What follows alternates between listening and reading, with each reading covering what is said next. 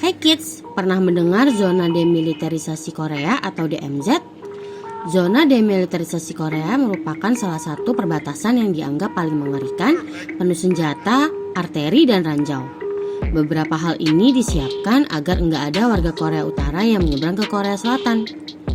Zona demilitarisasi Korea ini berbentuk sebuah jalur tanah yang melintasi wilayah semenanjung Korea. Tempat seluas 4 km inilah yang menjadi tempat untuk konferensi tingkat tinggi atau KTT Interkorea. Yuk langsung kita bahas zona demilitarisasi Korea yang penuh dengan misteri. Sebelum kita lanjut videonya, jangan lupa klik tombol subscribe dan tombol loncengnya ya. Perbatasan yang bersejarah bagi kedua negara. DMZ tepat berada pada wilayah desa Panmunjom yang lebih dikenal sebagai desa gencatan senjata.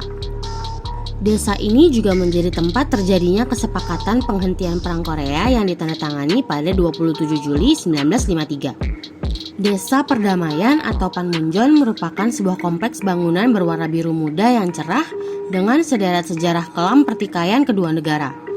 Panmunjom ini juga merupakan saksi bisu serangkaian insiden militer dan diplomatis selama bertahun-tahun.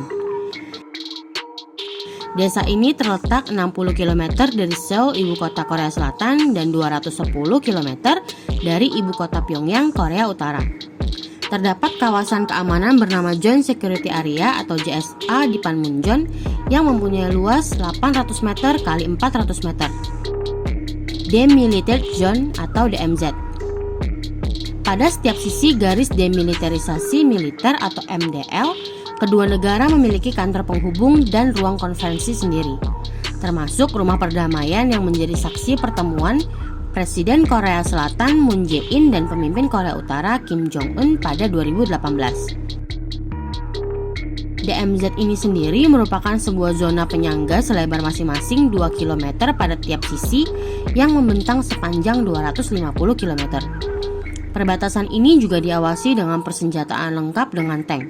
Konon, pada sisi Korea Utara juga terdapat wilayah yang ditaburi pasir halus. Pasir halus ini berguna untuk melacak jejak para pembelot atau warga Korea Utara yang ingin kabur ke Korea Selatan. Pada sekitar wilayah tersebut masih banyak ladang ranjau peninggalan Perang Korea yang belum dibersihkan. Pada wilayah DMZ Korea Selatan, kawasan ladang ranjau ditandai dengan kawat-kawat merah diselingi lambang segitiga warna kuning berhuruf merah ranjau. Selain itu, ada juga kawasan DMZ di Korea Selatan yang menjadi lokasi cagar alam dan banyak dihuni hewan-hewan langka. Sejumlah titik pos pengamatan di DMZ dapat dikunjungi wisatawan, termasuk desa gencatan senjata Panmunjom. Menariknya di sini kita dapat sedikit melihat situasi di Korea Utara. Beberapa kawasan memberikan kesempatan untuk meneropong wilayah DMZ Korea Utara.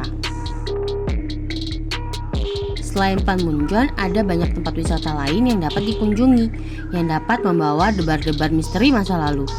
Seperti 4 terowongan yang dibangun tentara Korea Utara untuk menyusup ke Korea Selatan. Ada juga tempat-tempat bekas pertempuran sengit di masa lalu. Pada lokasi tersebut, ada plang berisi foto-foto sebelum dan sesudah pertempuran, serta informasi mengenainya.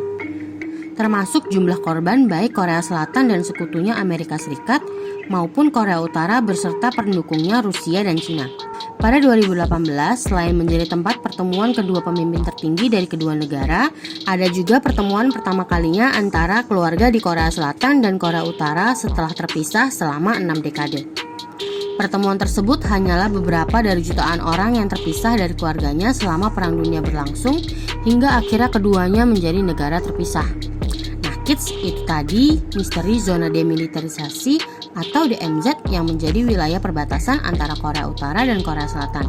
Apakah tertarik untuk mengunjungi tempat ini? Sampai di sini dulu ya videonya.